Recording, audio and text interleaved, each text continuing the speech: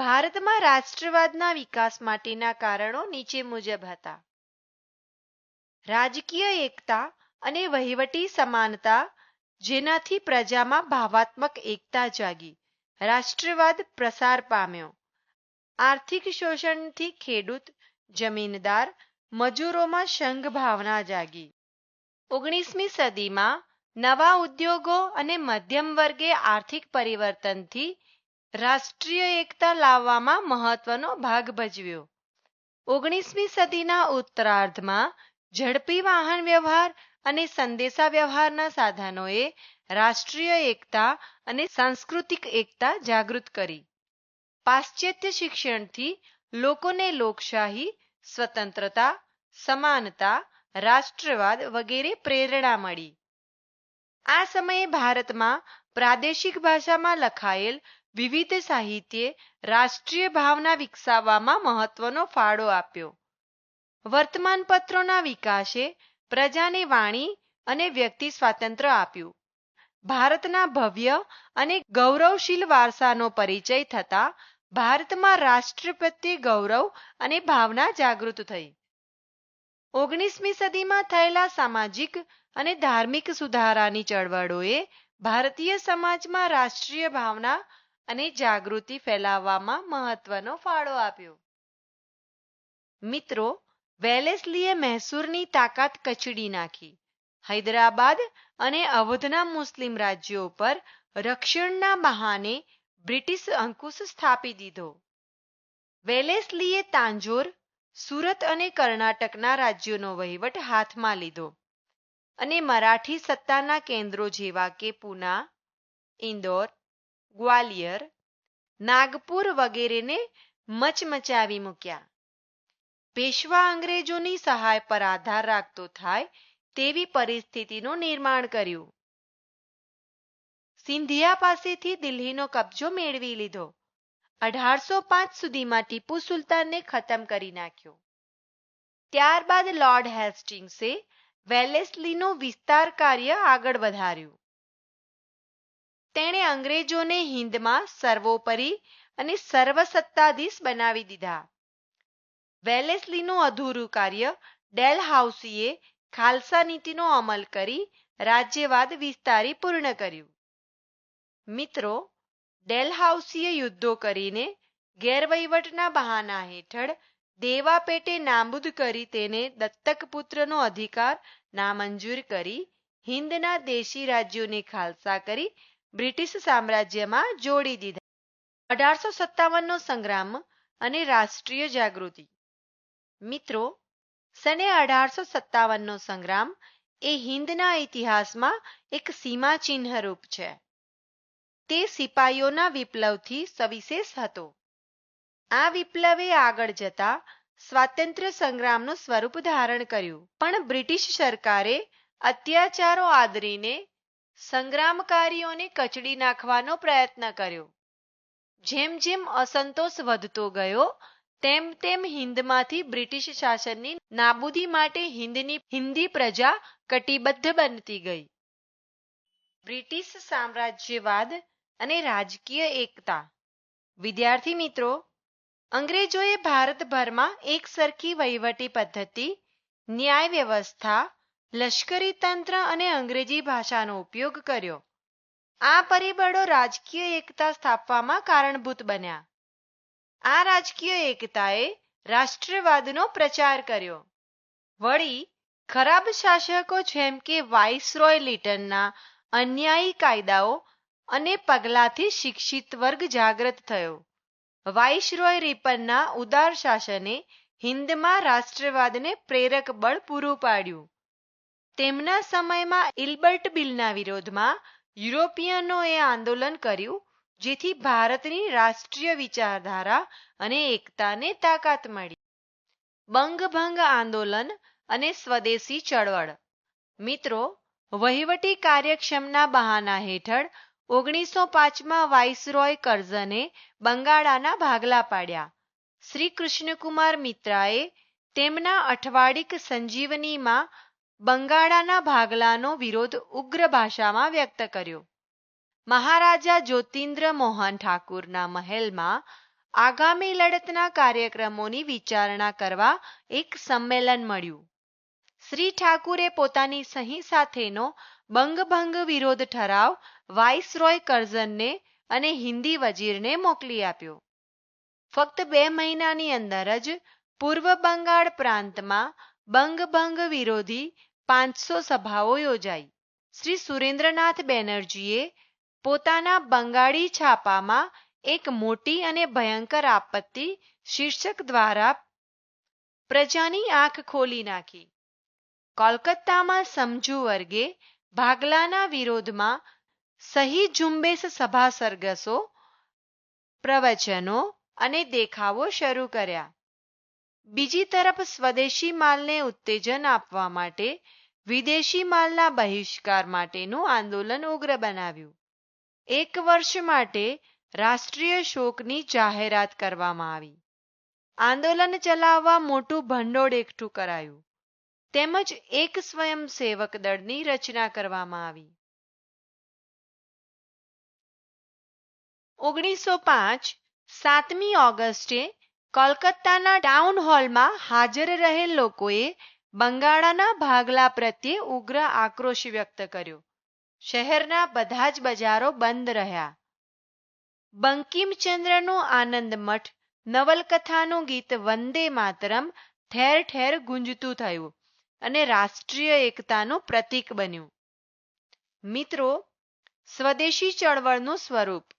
બંગભંગના આંદોલનના એક ભાગરૂપે બંગાળામાં સ્વદેશી ચળવળનો આરંભ 1905માં થયો. તે બહિષ્કારના આંદોલનની પૂરક હતી. દેશમાં બનેલી ચીજવસ્તુઓને ઉત્તેજન મળ્યું. સ્વદેશી ચીજવસ્તુઓના કારખાના સ્થપાયા. ભારતને આર્થિક લાભ થયો, પરંતુ ઇંગ્લેન્ડને વેપારમાં ફટકો પડ્યો. પરિણામો: જયસોર, બગુદા, ઢાકા, આરા, હજારીબાગ, નદિયા માલદા અને બર્દવાન એમ ફક્ત 8 વેપારી કેન્દ્રોમાં સપ્ટેમ્બર 1904માં ઇંગ્લેન્ડથી 76,200 રૂપિયાની ચીજોની આયાત હિંદમાં થઈ હતી. તે ઘટીને 1905ના સપ્ટેમ્બરમાં ફક્ત 9700 રૂપિયાની થઈ ગઈ. વિદેશી કાપડ લગભગ 3 કરોડથી વધુ મીટર ઓછું આયાત થયું. 1 કરોડ રૂપિયાના રૂ સૂતરની ઓછી આયાત થઈ. વિદેશી પગરખાંમાં 75%, સિગરેટની આયાતમાં 50%, અન્ય ચીજોની આયાતમાં નોંધપાત્ર ઘટાડો થયો. પ્રેસ, શણ વગેરે સરકારી જાહેર સાહસોમાં હડતાલો પડવાથી બ્રિટિશ સરકારને ભારે નુકસાન થયું. દોસ્તો, સ્વદેશી ચળવળનો બ્રિટિશ પાર્લામેન્ટમાં જબરદસ્ત પડઘો પડ્યો. બંગાળાના ભાગલા રદ કરવા પડ્યા. હિંદવાસીઓનો આ યાદગાર વિજય હતો. સંગઠનો બોલતો પુરાવો હતો. મુસ્લિમ લીગની સ્થાપના. મિત્રો, સિમલામાં મિન્ટોની મુલાકાતે આવેલા મુસ્લિમોના પ્રતિનિધિ મંડળને કોમવાદના ધોરણે અલગ મતાધિકારની માંગણી રજૂ કરવાનું સૂચવ્યું. અલગ પ્રતિનિધિત્વની માંગણી મુસ્લિમોની નહીં, પરંતુ અંગ્રેજોની નીતિની જ નીપજ હતી. મિન્ટોએ મુસ્લિમોને સહયોગી બનાવવાની નીતિથી શરૂઆત કરી.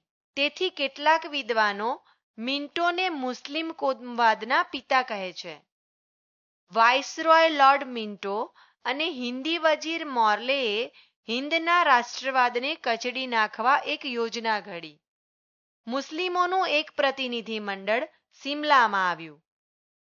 તેમાં મુસ્લિમોને અલગ પ્રતિનિધિત્વની માંગણી કરવા પ્રેરણા આપનાર લોર્ડ મિન્ટો હતા, જેમણે મુસ્લિમોને કોમવાદનું ઉત્તેજન પૂરું પાડ્યું. પરિણામે હિન્દુ મુસ્લિમ એકતાની જે તિરાડો પડી છે, જે આજ સુધી સાંધી શકાઈ નથી. 1908માં અમૃતસરમાં મુસ્લિમ લીગની વિધિસર સ્થાપના થઈ. 1916માં લખનૌમાં મુસ્લિમ લીગ અને કોંગ્રેસના અધિવેશનો એકસાથે ભરાયા. કોંગ્રેસે કરેલી લખનૌ સમજૂતી કે સોદામાંથી પાકિસ્તાનનો જન્મ થયો. ઉગ્ર ક્રાંતિકારી ચળવળો. ઉગ્ર ક્રાંતિકારી ચળવળો હિન્દમાં ઉદ્ભવી અને દેશ વિદેશમાં પ્રસરી હતી.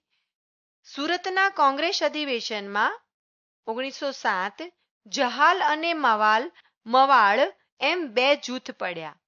લાલ બાલ અને પાલની ત્રિપુટી એટલે કે લાલા લજપતરાય, બાળ ગંગાધર ટિળક અને બિપિનચંદ્ર પાલે જહાલવાદી નીતિ અપનાવી. તેમાં યુવા કાર્યકરોમાં નવી જાગૃતિ આવી. સ્વરાજ્ય પ્રાપ્તિ એ કંઈ ભીખ કે દાનમાં મેળવવા જેવી બાબત નથી. તેને મહત્વ આપી સ્વપ્રયત્ને ગમે તે ભોગે ત્યાગ અને સ્વાપર્ણથી જ મેળવી શકાય એવું જહાલવાદી માનતા. જહાલવાદી નેતા લોકમાન્ય ટિળકે જાહેર કર્યું કે સ્વરાજ્ય મારો જન્મસિદ્ધ હક છે અને હું તેને મેળવીને જ જંપીશ, જે આઝાદીનો મંત્ર બન્યો. રાષ્ટ્રીય આંદોલનની 3 વિચારસરણીઓ જોવા મળે છે. એક ઉદારવાદી એટલે કે મવાળ પક્ષી, 2 ઉગ્રવાદી એટલે કે જહાલ પક્ષ, 3 ઉગ્ર ક્રાંતિકારી. દોસ્તો, ઉગ્ર ક્રાંતિકારી લડવૈયા માતૃભૂમિ કાજે હસ્તે મુખે શહીદ થતા. તેઓ પ્રાણ આપતા અને આઝાદી માટે બીજાનો પ્રાણ લઈ શકતા. એમાં જરાય સંકોચ નહોતો. ભારતમાં ક્રાંતિકારી પ્રવૃત્તિઓ મહારાષ્ટ્ર, પંજાબ, બંગાળ, બિહાર, ઓરિસ્સા, ગુજરાત, રાજસ્થાન, ઉત્તર પ્રદેશ, મદ્રાસ પ્રાંત અને મધ્ય ભારતમાં પણ પ્રસરી હતી. દોસ્તો, ક્રાંતિકારીઓએ સ્થાપેલી સંસ્થાઓ મિત્રમેળા સોસાયટી, અભિનવ ભારત સમાજ, અનુશીલન સમિતિ, અંજુમને મુહિલ્લાએ વતન, ઇન્ડિયન પેટ્રિયોટ્સ એસોસિએશન, પાછળથી ભારત માતા વગેરેથી પ્રવૃત્તિને આ પ્રવૃત્તિના પ્રથમ તબક્કામાં સંધ્યા, યુગાંતર, નવશક્તિ, વંદે માતરમ, કેસરી અને મરાઠા વગેરે વર્તમાનપત્રો અને સામાયિકોએ સતત બળ પૂરું પાડ્યું. આ સમય દરમિયાન અલીપુરા હત્યાકાંડમાં 34 ક્રાંતિકારીઓ પર કેસ ચલાવાયો. હાવડા હત્યાકાંડ, ઢાકા હત્યાકાંડમાં અનેક ક્રાંતિકારીઓની ધરપકડ થઈ. દિલ્હીમાં લોર્ડ હાર્ડિસ પર અને અમદાવાદમાં વાઇસરોય લોર્ડ મિન્ટો પર બોમ્બ ફેંકી હત્યાના પ્રયાસો થયા. આ પ્રવૃત્તિમાં 1920 થી 42ના બીજા તબક્કામાં કાકોરી લૂંટ કેસ, લાહોર હત્યાકાંડ, કેન્દ્રીય ધારાસભામાં બોમ્બ નાખવાના બનાવો બનેલા. સરકારી અહેવાલ અનુસાર 1907થી 1917ના સમયગાળા દરમિયાન એકલા બંગાળ પ્રાંતમાં જ 34 વ્યક્તિઓ મૃત્યુ પામી. 112 રાજકીય લૂંટફાટ થઈ, 12 બોમ્બ વિસ્ફોટ થયા અને 3 રેલગાડીઓ ઉથલાવવાના પ્રયાસો થયેલા. આમ 1942 સુધી ભારતમાં ક્રાંતિકારી પ્રવૃત્તિઓ ચાલુ રહી હતી.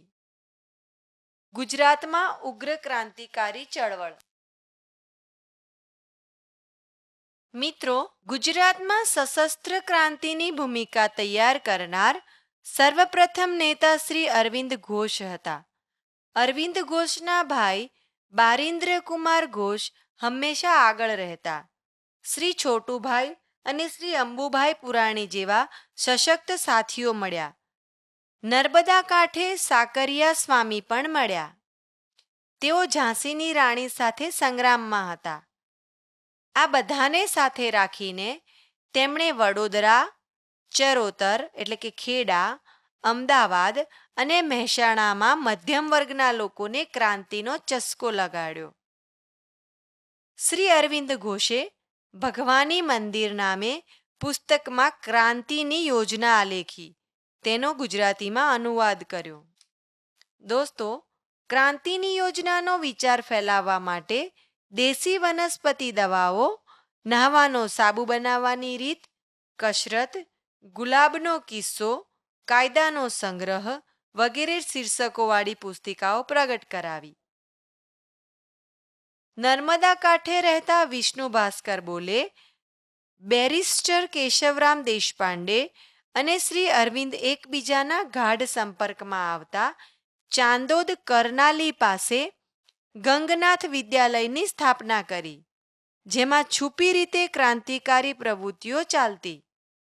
એ પછી કાકા સાહેબ કાલેલકર, મામા સાહેબ ફડકે પણ ત્યાં જોડાયા.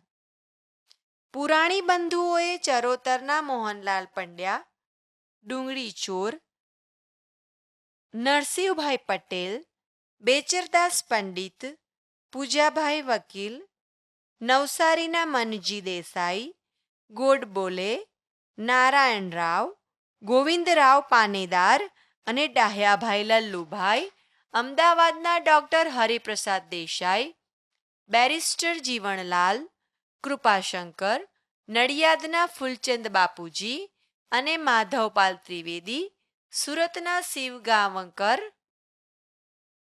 ભરૂચના ગુલાબચંદ વગેરે નવયુવાનોએ ક્રાંતિની તાલીમ આપી તૈયાર કર્યા. તેમણે ગુજરાતમાં ક્રાંતિકારી પ્રવૃત્તિઓ ચલાવી. વિદેશોમાં ક્રાંતિનો પ્રચાર. મિત્રો, ભારતમાં ઉદ્ભવેલી ઉગ્ર ક્રાંતિકારી પ્રવૃત્તિઓ ભારતની બહાર છેક England, Canada, America, Germany, France, Burma, Malaya, Singapore, Kabul એટલે કે અફઘાનિસ્તાન, રશિયા વગેરે દેશોમાં ફેલાયેલી હતી. આ પ્રવૃત્તિઓમાં સક્રિય રીતે શ્યામજી કૃષ્ણ વર્મા, મદનલાલ ધીંગરા, વીર સાવરકર, લાલા હરદયાલ, રાજા મહેન્દ્ર પ્રતાપ, મેડમ ભીખાભાઈજી કામા, રાણા સરદારસિંહ, મૌલાના અબ્દુલ, મૌલાના બશીર, સી પિલ્લે, ડૉક્ટર મથુરસિંહ, ખુદાબક્ષ જેવા ક્રાંતિકારીઓ સંકળાયેલા હતા. ઇંગ્લેન્ડથી છુપી રીતે રસોઈયાની બોર્ડિંગમાં પિસ્તોલો એટલે કે શસ્ત્રો ભારત મોકલાતા. ક્રાંતિકારીઓની ટીકા કરનાર અંગ્રેજ વિલિયમ વાયલીની મદનલાલ ધીંગરાએ હત્યા કરી. ઈસવીસન 1906માં અમેરિકાના કેલિફોર્નિયામાં ઇન્ડિયન ઇન્ડિપેન્ડન્સ લીગની સ્થાપના કરાઈ, જેનું પાછળથી લાલા હરદયાળે ગદર પાર્ટી નામ આપ્યું. તેમણે 4 ભાષાઓમાં ગદર સાપ્તાહિક શરૂ કર્યું. આ પ્રવૃત્તિમાં તારકનાથ દાસ અને કરતારસિંહ પણ જોડાયેલા. જર્મનીમાં ચંપક રમણ પિલ્લાઈએ હિન્દ રાષ્ટ્રીય સ્વયંસેવક દળની રચના કરી. ઈરાકને વડુમથક બનાવી ત્યાંથી ભારત ઉપર આક્રમણ કરવાની યોજના બનાવેલી. મિત્રો, 1906માં જર્મનીના સ્ટુઅર્ટ્સ શહેરમાં યોજાયેલી આંતરરાષ્ટ્રીય સમાજવાદી પરિષદમાં સૌ પ્રથમવાર મેડમ કામાએ હિન્દનો રાષ્ટ્રધ્વજ ફરકાવ્યો.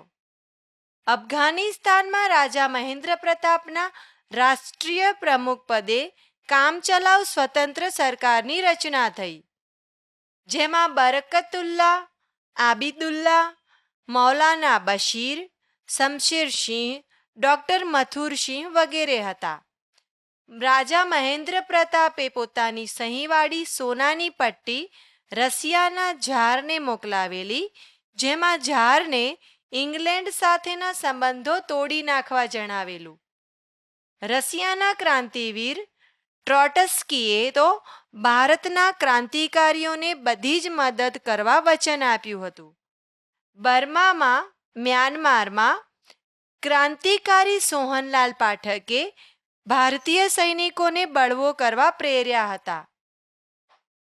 સિંગાપુરમાં ભારતીય લશ્કરોમાં બળવો કરવા માટે ઉશ્કેરવામાં ક્રાંતિવીર પરમાનંદનો મુખ્ય હાથ હતો. વિદેશોમાં ક્રાંતિકારીઓને અંગ્રેજ વિરુદ્ધ પ્રવૃત્તિઓ ચલાવવામાં કામાગાટામારુ અને તોશામારુ સ્ટીમરોની ઘટનાએ જાગૃત કરવા પ્રેરક બળ પૂરું પાડ્યું. આમ દેશ વિદેશમાં થયેલી ક્રાંતિ પ્રવૃત્તિથી નામી અનામી દેશભક્તો ઉત્પન્ન થયા, જે દેશ માટે પ્રાણ બલિદાન આપવા તૈયાર રહેતા. ગાંધીજીનું આગમન. દોસ્તો, 1915માં ગાંધીજી હિંદ પાછા ફર્યા. તેમણે ગોપાલકૃષ્ણ ગોખલે અને આધ્યાત્મિક ગુરુ રામચંદ્ર પાસેથી પ્રેરણા મળી. તેમણે આખા હિન્દુસ્તાનનું ભ્રમણ કર્યું. હિન્દુસ્તાનની ગરીબીનું મૂળ અંગ્રેજો છે તેવું માની તેમણે હિંદમાંથી બ્રિટિશ શાસનને નાબૂદ કરવાના ઉપાયો વિચાર્યા. Rowlatt act. મિત્રો, 1919માં બ્રિટિશ સરકારે પ્રથમ વિશ્વયુદ્ધ પૂરું થતાં હિન્દ સંરક્ષણ ધારાની ઉપયોગિતા ન રહેતા ઇંગ્લેન્ડના કાયદા ખાતાના પ્રધાન રોલેટના અધ્યક્ષપદે જે કાયદો તૈયાર થયો અને અમલમાં આવ્યો તે રોલેટ એક્ટ તરીકે ઓળખાયો. કાયદાની જોગવાઈઓ. બે મુખ્ય જોગવાઈઓ હતી. એક, કોઈ પણ શંકાસ્પદ વ્યક્તિની કારણ વિના ધરપકડ કરવી. બે, તેના પર કોર્ટમાં મુકદ્દમો ચલાવ્યા વિના અચોક્કસ મુદત સુધી જેલમાં પૂરી રાખવાની સત્તા હતી. ક્રાંતિકારીઓ અને રાષ્ટ્રવાદીઓનું દમન કરવાના ઉદ્દેશ્યથી ઘડાયેલો આ કાયદો વ્યક્તિ સ્વાતંત્ર્ય અને વાણી સ્વાતંત્ર્યને હણી નાખતો કાળા કાયદા તરીકે ઓળખાયો. ગાંધીજીએ તેનો કાળા કાયદા તરીકે વિરોધ કર્યો. મિત્રો, શ્રી મોતીલાલ નહેરુના મતે દલીલ, વકીલ અને અપીલનો અધિકાર લઈ લેવામાં આવ્યો. આ કાયદાથી બ્રિટિશ સરકારને વિરોધીઓનું દમન કરવાની વિશાળ સત્તા મળી ગઈ. તેથી તેનો નેતાઓ અને પ્રજાઓએ ઠેર ઠેર વિરોધ કર્યો. ગાંધીજીએ દેશવ્યાપી લડતનું એલાન કર્યું. સભાઓ, સરઘસો, દેખાવો અને હડતાલોનું આયોજન થયું. ગાંધીજીની દિલ્હીમાં ધરપકડ કરાઈ. કાયદાના વિરોધમાં દિલ્હી, અમદાવાદ, મુંબઈ, અમૃતસર વગેરે સ્થળોએ સરકાર સામે ઉગ્ર આંદોલન પણ થયું. પંજાબમાં 6 એપ્રિલ 1919ના રોજ અમૃતસરમાંથી લોકપ્રિય નેતા ડૉક્ટર સત્યપાલ અને ડૉક્ટર કિચલુની ધરપકડ કરાતા તેમના વિરોધમાં લાહોર અને અમૃતસરમાં સરઘસો નીકળ્યા. સરકારે પોતાનું દમન ચાલુ રાખ્યું. આમ આ કાયદા વિરોધે દેશમાં રાષ્ટ્રીય એકતા અને રાષ્ટ્રીય જાગૃતિ લાવવામાં મહત્વનો ભાગ ભજવ્યો. જલિયાવાલા બાગનો હત્યાકાંડ. મિત્રો, રોલેટ એક્ટના વિરોધમાં શરૂ થયેલ આંદોલનના દમનના વિરોધમાં અને પોતાની લોકપ્રિય નેતાની ધરપકડના વિરોધમાં 13 એપ્રિલ 1919ના રોજ વૈશાખી પૂર્ણિમાના દિવસે અમૃતસરના જલિયાવાલા બાગમાં એક વિશાળ સભાનું આયોજન કરાયું. આશરે 10,000થી વધુ માણસોની મેદની હતી. બાગને ફરતે 1.5 મીટર ઊંચી દિવાલ હતી. બાગમાં જવા આવવા એક જ રસ્તો હતો. તે દિવસે જાહેર કરાયેલ 144મી કલમની પરવા કર્યા વગર જલિયાવાલા બાગની સભામાં લશ્કરના સૈનિકોને લઈને જનરલ ડાયર ત્યાં પહોંચી ગયો. કોઈ પણ પ્રકારની પૂર્વ ચેતવણી આપ્યા વગર મશીન ગનથી ગોળીઓનો નિર્દોષ પ્રજાઓ પર વરસાદ વરસાવ્યો. લશ્કરે માત્ર 10 મિનિટમાં 1500 જેટલા ગોળીબારના રાઉન્ડ છોડતા આશરે 1000 જેટલા નિર્દોષ માણસો મૃત્યુ પામ્યા અને લગભગ 2000 જેટલા માણસો ઘવાયા. આ હત્યાકાંડના સમાચારથી હિંદમાં હાહાકાર મચી ગયો. ગાંધીજીની અંગ્રેજો પ્રત્યેની શ્રદ્ધા તૂટી ગઈ, જેના વિરોધમાં લોકમત જાગૃત કર્યો. આ બનાવથી પ્રજામાં રાષ્ટ્રીય એકતા સ્થાપિત કરવામાં મદદ મળી. પ્રજા અંગ્રેજ સરકાર સામે સત્યાગ્રહ કરવા કટિબદ્ધ બની. ખિફાલત આંદોલન. વિદ્યાર્થી મિત્રો, પ્રથમ વિશ્વયુદ્ધમાં જર્મની સાથે તુર્કી જોડાયું. જર્મની સાથે તેનો પરાજય થયો. આ યુદ્ધને અંતે પરાજિત તુર્કી સાથે થયેલ સેવ્રની સંધિ મુજબ ઇંગ્લેન્ડ અને મિત્ર રાષ્ટ્રોએ તેના અનેક પ્રદેશો પડાવી લીધા. તુર્કી પર ભારે દંડ નાખવામાં આવ્યો. તેના સુલતાનને કેદ કરવામાં આવ્યો. તુર્કીનો સુલતાન મુસ્લિમ જગતનો પ્રમુખ હતો. એ રીતે તે ખલીફા પણ હતો. આથી ભારતના મુસ્લિમોને આઘાત લાગ્યો. ખલીફાને બચાવવા 1920માં હિન્દમાં ખિલાફત આંદોલન શરૂ થયું. 19 ઓક્ટોબર 1919નો દિવસ દેશમાં ખિલાફત દિન તરીકે મનાવવામાં આવ્યો. આંદોલનના મુખ્ય નેતાઓમાં Maulana Abu Kalam Azad, doctor M.A. Ansari, doctor Saifuddin Kitchlew, Maulana Abdul Bari, Hakim મજમલ Khan અને અલી બંધુઓ, ઇનાયત અલી અને વિલાયત અલી વગેરે હતા. આંદોલનને ગાંધીજીએ ટેકો આપ્યો. હિન્દુ મુસ્લિમ એકતા સ્થપાઈ. ખલીફાનો પ્રશ્ન ઉકલતા જ થોડાક દિવસમાં એકતા તૂટી પડી. તેથી જ સ્વતંત્ર ભારતમાં મુખ્ય ન્યાયાધીશ M.C. ચાગલાએ કહ્યું કે ખિલાફત આંદોલનને હિન્દના રાષ્ટ્રીય આંદોલન સાથે જોડવામાં આવ્યું તે એક મોટી ભૂલ હતી. અસહકારનું આંદોલન. વિદ્યાર્થી દોસ્તો, અસહકારના આંદોલનમાં એક હકારાત્મક એટલે કે વિધેયાત્મક, બે નિષેધાત્મક એમ બે મુખ્ય પાસાનો સમાવેશ હતો. અસહકારના આંદોલનના હકારાત્મક પાસામાં મુખ્યત્વે હિન્દુ મુસ્લિમ એકતા દ્રઢ બનાવવી, સ્વદેશી ચીજવસ્તુઓ વાપરવાનો આગ્રહ રાખવો, ઘેર ઘેર રેંટિયા ફરતા કરવા, તિળક સ્વરાજ ફંડમાં 1 કરોડ રૂપિયા એકઠા કરવા વગેરે કાર્યક્રમોનો સમાવેશ કરાયો હતો. જ્યારે અસહકારના આંદોલનના નિષેધાત્મક પાસામાં સરકારી સમારંભો, ઇલકાબો, સરકારી શિક્ષણ સંસ્થાઓ, ધારાસભાઓ, સ્થાનિક સ્વરાજ્યની સંસ્થાઓ, કાપડ સહિત વિદેશી માલ વગેરેનો બહિષ્કાર કરવાનો હતો. વિદ્યાર્થીઓએ શાળા કોલેજનો ત્યાગ કર્યો. શિક્ષકોએ રાજીનામા આપ્યા. ઠેર ઠેર વિદેશી કાપડની હોળીઓ કરવામાં આવી.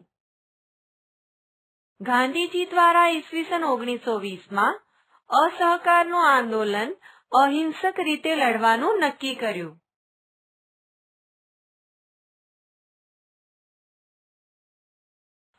પરંતુ 5મી ફેબ્રુઆરી 1922ના રોજ ઉત્તર પ્રદેશના ગોરખપુર જિલ્લાના ચૌરી ચૌરા ગામે હિંસક ઘટના બની. ઉશ્કેરાયેલા ટોળાએ 21 પોલીસોને થાણામાં પૂરી જીવતા સળગાવી દીધા. આ ઘટનાથી ગાંધીજીને દુઃખ થયું. હજુ અહિંસક લડત માટે લોકો તૈયાર થયા નથી તેમ સમજી ગાંધીજીએ આંદોલન મોકૂફ રાખ્યું. અસહકારનું આંદોલન તેના ઉદ્દેશ્યને પરિપૂર્ણ કરવામાં કેટલેક અંશે નિષ્ફળ ગયું. ઇતિહાસકારો તેના કારણો આ પ્રમાણે આપે છે. કોંગ્રેસના કેટલાક મોટા નેતાઓએ તેમના કાર્યક્રમોનો હૃદયપૂર્વક અસ્વીકાર કર્યો. દાખલા તરીકે લાલા લજપતરાયે અંગ્રેજી માધ્યમની શિક્ષણ સંસ્થાઓના બહિષ્કારનો જાહેરમાં વિરોધ કર્યો હતો. ગાંધીજી માનતા હતા કે હિન્દુ મુસ્લિમ એકતા અહિંસા અને હૃદય પરિવર્તન દ્વારા સર્જાય, પરંતુ આ ઉદ્દેશ્યો પરિપૂર્ણ ન જ થયા અને એ પછી તો એકતાનો પ્રશ્ન એક સ્વપ્ન જ બની ગયો. અંગ્રેજોની નીતિ ભાગલા પાડો અને રાજ કરોની નીતિને મહત્વ મળ્યું, જેથી શાસનનો ઝડપથી અને થોડા જ સમયમાં અંત આવશે એ આશા મુરઝાઈ ગઈ. ગાંધીજી અસહકારના આંદોલન દ્વારા પંજાબના અમૃતસરમાં બ્રિટિશ સરકારે સર્જેલા હત્યાકાંડની ભૂલની ક્ષમા મંગાવી શક્યા નહીં કે ન તો 1 વર્ષમાં હિંદને સ્વરાજ અપાવી શક્યા. સ્વરાજ્ય પક્ષ. મિત્રો, ડિસેમ્બર 1922ના ગયાના કોંગ્રેસ અધિવેશનના મુખ્ય પદે ચિત્તરંજન દાસ હતા. એ અધિવેશનમાં અસહકારના આંદોલનના નેતાઓ અને ધારાસભાઓમાં પ્રવેશની તરફેણ કરનારાઓ વચ્ચે મતભેદ સર્જાયો.